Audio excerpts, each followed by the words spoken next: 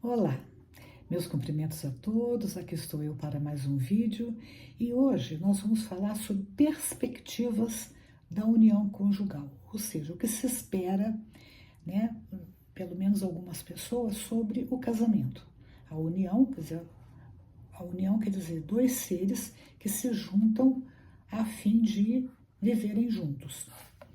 Muito bem, aí o Caligares, ele vai falar que para alguns casamento é uma questão de sorte, para outros é azar, não adianta, parece que dá tudo errado.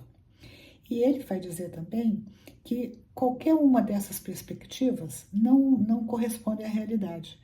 E ele vai dizer que entre os espíritas menos esclarecidos, quer dizer, espíritas, ele está se referindo a nós, espíritas. Ele diz assim: por sua vez, existe uma tendência para supor-se que todo e qualquer casamento aqui na Terra teria sido objeto de planejamento no mundo espiritual. Então a gente já vê que o Caligares não concorda com isso. Não faz, nem todo casamento decorre de um planejamento lá no mundo espiritual, nos prelúdios, quer dizer, anteriores à atual existência, que a gente combina com quem que eu vou casar quando eu reencarnar, e com o acordo entre as partes, as quais, não obstante o esquecimento ocasionado pela reencarnação, seriam impelidas pelo destino a dar-lhe cumprimento. Então aqui ele está dizendo o seguinte, que o casamento então nada mais seria para essas pessoas que ele diz que não são pessoas que têm uma ideia clara do que seja casamento, elas são impelidas pelo destino, quer dizer, estão fadadas a encontrarem o seu futuro cônjuge e acabarem casando com eles. E aí o Caligares diz: esta colocação do problema também é inexata, quer dizer, não corresponde ao que a doutrina espírita afirma. A doutrina espírita admite que possam ocorrer tais planejamentos. Então, a doutrina espírita não exclui que alguns casamentos são planejados lá no mundo espiritual, tanto para fins missionários como probatórios ou expiatórios. Então, existem três possibilidades da existência do casamento. Fins probatórios, a pessoa vem com uma prova, né, para o casamento. Expiatórios, ou seja, a pessoa vem, ela vai se casar e ela vai expiar erros passados, tá? Com o objetivo sempre de consertar. Ou então ela vem como missão. O que é um casamento missionário? É um casamento onde um ou dois, ou os dois, eles reencarnam com a missão de melhorarem um ao outro, ou melhorarem os próprios filhos.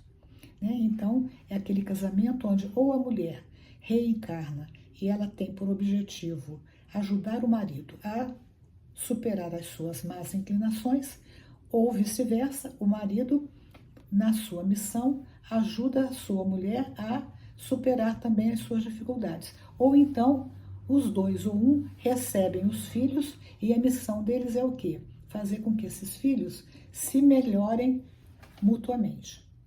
O Kardec, com o bom senso que lhe era peculiar, apontou como causas de tantas uniões desditosas a má escolha do companheiro, cujas qualidades não foram devidamente examinadas, e outras tantas fraquezas humanas, com a ambição, a futilidade, etc., sem recorrer a nenhuma hipótese fatalista. Então, o Caligares está dizendo o quê? Que muitas vezes as uniões não dão certo por problema de escolha. As escolhas não são feitas a partir de uma análise devida de quem que eu estou programando a minha união. Então não há fatalidade para o Kardec nesses casos.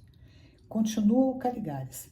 Tudo na vida obedece à lei de causalidade e os casamentos mal sucedidos, em última análise, nada mais são do que a consequência natural da ignorância ou da leviandade com que muito se aventura aventuram em coisa tão séria.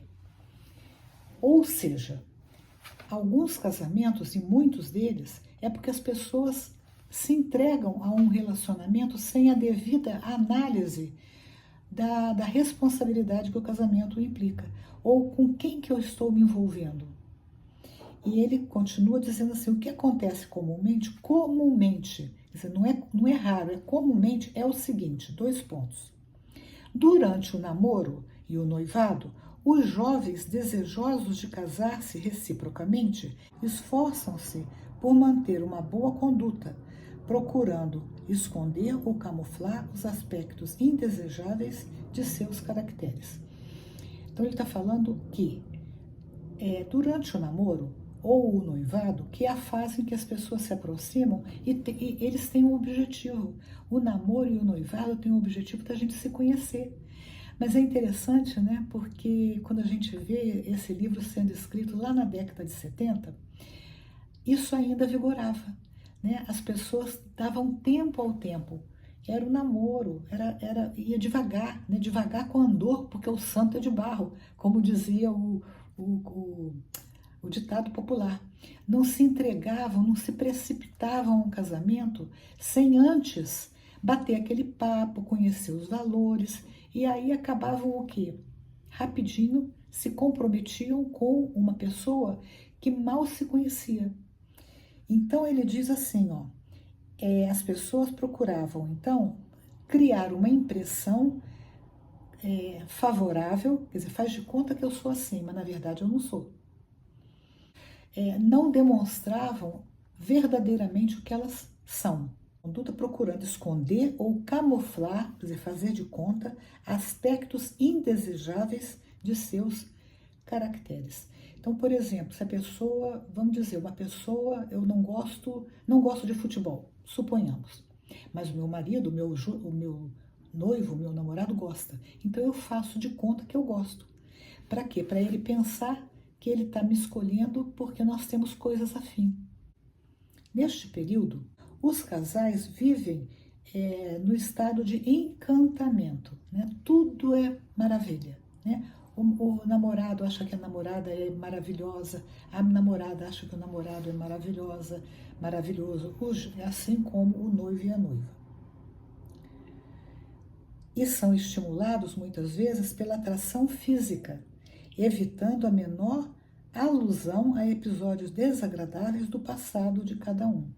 Então, o que vigora é a atração física.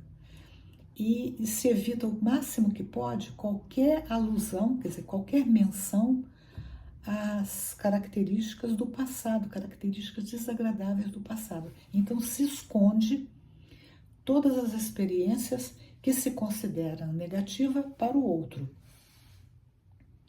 Então, eles se entregam apenas a devaneios, a fantasias, ao antegozo das deliciosas promessas do futuro. Mesmo quando um dos dois chega a observar no outro característicos comprometedores ou menos dignos, eles acreditam ingenuamente que o casamento eliminará ou que terão forças suficientes para suportá-los sem prejuízo da eterna felicidade com que sonham. É a tal da ilusão, né? Então, mesmo quando eu entendo que a pessoa tem lá suas dificuldades, olha, por exemplo, né? Eu sei que o fulano ou a fulana tem uma tendência ao uso de drogas. Mas eu vou acreditar que depois do casamento isso passa, ela vai abandonar as drogas. Então ele diz que isso é uma ilusão, porque ninguém deixa um vício de uma hora para outra. Ou até mesmo hábitos que são do cotidiano da pessoa. Eu conheço um casal que eles tinham por hábito falar muito palavrão. Acontece que na família de um dos cônjuges, essa tendência não era comum, mas a moça achava que depois ela ia dar um jeito, ela ia fazer com que ele, né, o rapaz, deixasse de falar palavrão. Coisa que a incomodavam bastante, mas pela ilusão de que ela conseguiria, ela acabou se casando com ele. Moral da história: no início do casamento foi tudo bem, mas quando vieram os filhos, ela não queria que ele falasse tanto palavrão. E ele, por que não? Você me aceitou desse jeito. Então veja, são coisinhas aparentemente bobas e pequenas, mas que no decorrer do tempo vão fazer uma grande diferença. Aí o Caligares continua dizendo assim: depois de casados, porém, ao conhecerem a realidade da vida, compreenderão que esta não é feita apenas de momentos românticos, exigindo-lhes agora árduos trabalhos e não poucos sacrifícios, para os quais nem sempre estavam convenientemente preparados. Podem sobrevir ainda dificuldades de ordem financeira, que os levem a sofrer privações nunca dantes experimentados, e com elas as acusações e queixas de um contra o outro. Mas o pior mesmo, continua o Caligares, é que aquelas más facetas, quer dizer, aqueles más aspectos do feitio moral de ambos, que tiveram o cuidado de não revelar. Então, nem a mulher revelou, nem a moça revelou para o noivo, ou o namorado, aquelas características negativas, nem e vice-versa também não. Antes da assinatura do contrato matrimonial, agora manifestam-se com toda crueza, gerando atritos, discussões e represálias. E se não houver, então, concessões mútuas e esforço comum, no sentido de ser estabelecido um modus vivendi aceitável ou pelo menos suportável, a harmonia do lar será arruinada, consequentemente a felicidade conjugal destruída.